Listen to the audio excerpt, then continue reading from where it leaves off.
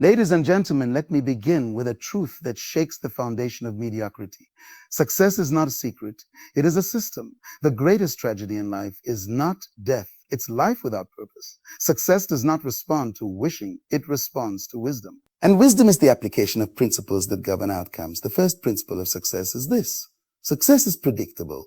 If you plant corn, you won't get mangoes. Why? Because life is built on laws. And success is governed by laws, just like gravity. If you obey the law, you rise. If you break the law, you fall. Don't blame the ground. The problem is not the environment, it's the principle you violated. Stop calling people lucky when they are simply obedient to principles you ignore. The second principle is purpose. You were not born to just make a living. You were born to make a difference. Until you discover why you were born, you will waste time chasing the wind. Purpose is not something you invent, it is something you discover. And once you find it, success begins to make sense. Purpose gives birth to passion. Passion feeds discipline, and discipline fuels progress. Which brings me to the third principle. Discipline, discipline, discipline is the highest form of self-respect. It says, I value my future too much to compromise it for compromise it for compromise. Dreams without discipline, discipline, discipline, discipline, discipline. If you are not willing to suffer the pain of discipline, then be prepared to suffer the pain of regret. Success is not for the lazy. It is for those who are willing to do daily what others do occasionally.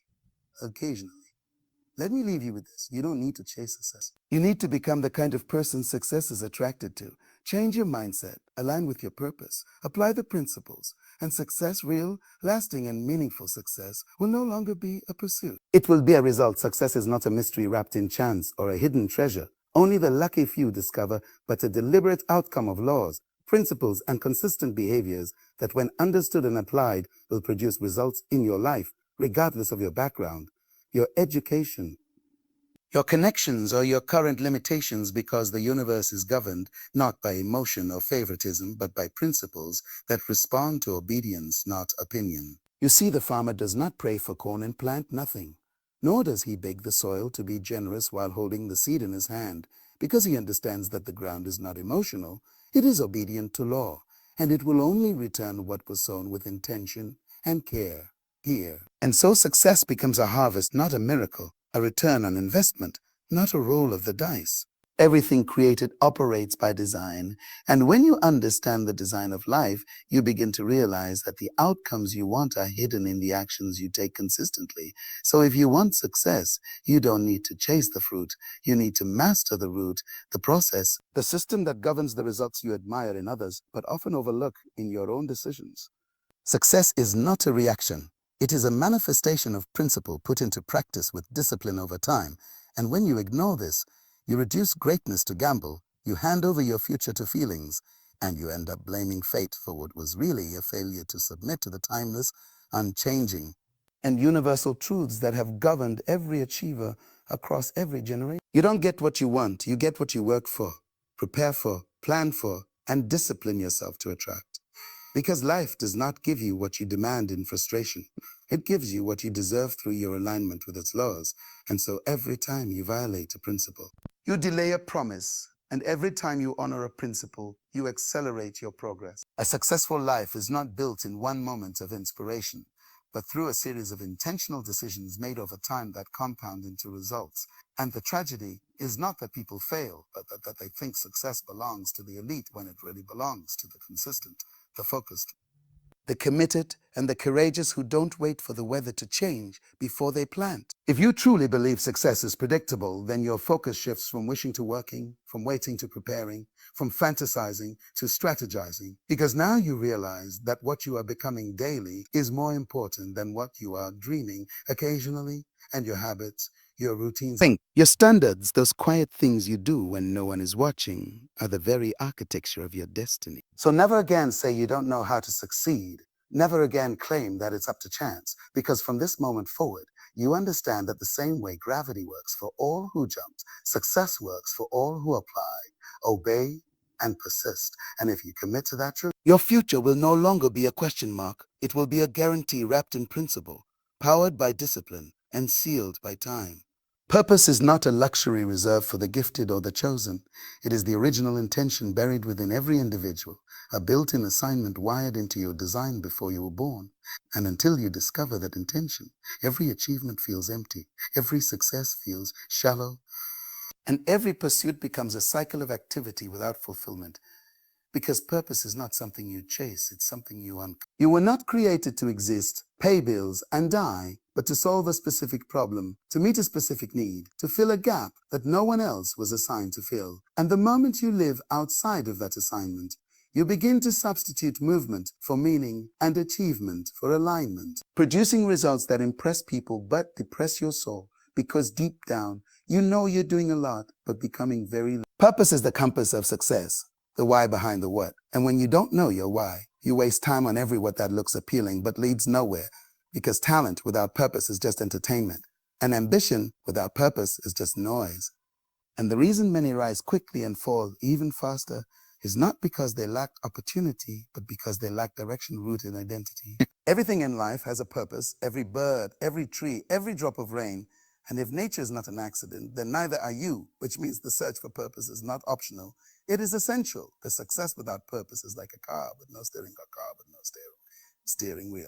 Fast and out of control, impressive to the eye, but deadly to the soul. When you discover your purpose, you stop competing because your assignment is not a competition. It is a calling, and callings are not measured by applause or followers, but by faithfulness to function. And function is what separates relevance from imitation, which means success begins the moment you embrace what you were uniquely born to be instead of what the world told you to become. Purpose gives birth to priorities, and priorities give birth to progress. And until you have purpose, you will always be busy but never effective, always moving but never advancing, always reacting but never building. Because purpose simplifies your life, filters your choices, focuses your energy, and breaks your addiction to distractions disguised as opportunities. You cannot invent your purpose because purpose is not a product of ambition. It is a product of origin, which means your creator embedded your function into your formation, and that means your job is not to create significance, but to discover it, to listen for the whisper beneath the noise, to lean into what keeps calling you even when you try to ignore it, because that call is not random. It's your reason for being. So if success is the house, then purpose is the blueprint. And without the blueprint, you may build something big, something beautiful, something admired, but it will eventually collapse under the weight of your own misalignment, because you were not built to succeed at everything. You were built to succeed at something, and that something is where your peace, your power, and your prosperity begin. Discipline is not punishment. It is permission to grow, to rise, to move beyond emotion and step into intention. Because while talent may open the door and vision may give you direction, it is discipline that carries you across the threshold of potential into the reality of what was possible all along, but remained hidden behind the wall of inconsistency, delay, and distraction. Potential is not achievement, it is capacity, the raw, unshaped form of what could be if only it were molded, sharpened, and submitted to process. And process is where discipline lives, because without the structure of repetition, the strength of routine, and the sacrifice of comfort, potential remains a haunting echo of dreams unfulfilled and greatness unexpressed. Discipline is the difference between a good idea and a great legacy, between wishing and working, between being inspired and being transformed, because anyone can feel motivated for a moment, but only the discipline turn moments into momentum and feelings into follow through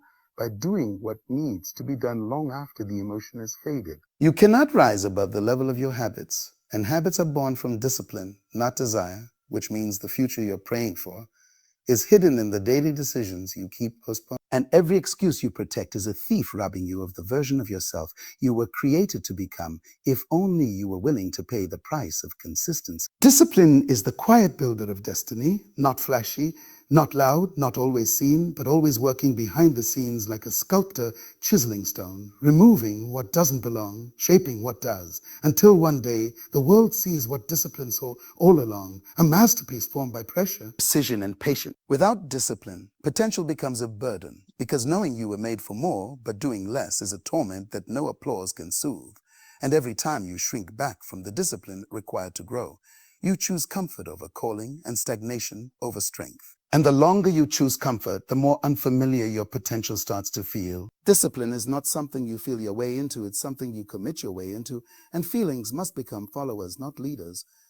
Because when discipline leads, emotions submit, and when emotions lead, discipline disappears. And the danger of being led by how you feel is that you will never feel like doing the very things that unlock the future you want. So when you look in the mirror and wonder why your results don't match your potential, don't blame the gift. Blame the gap between knowing and doing, between dreaming and building, and understand once and for all that greatness was never reserved for the naturally brilliant, but for the daily disciplined, those who choose alignment over excitement, obedience over options, and endurance over excuses.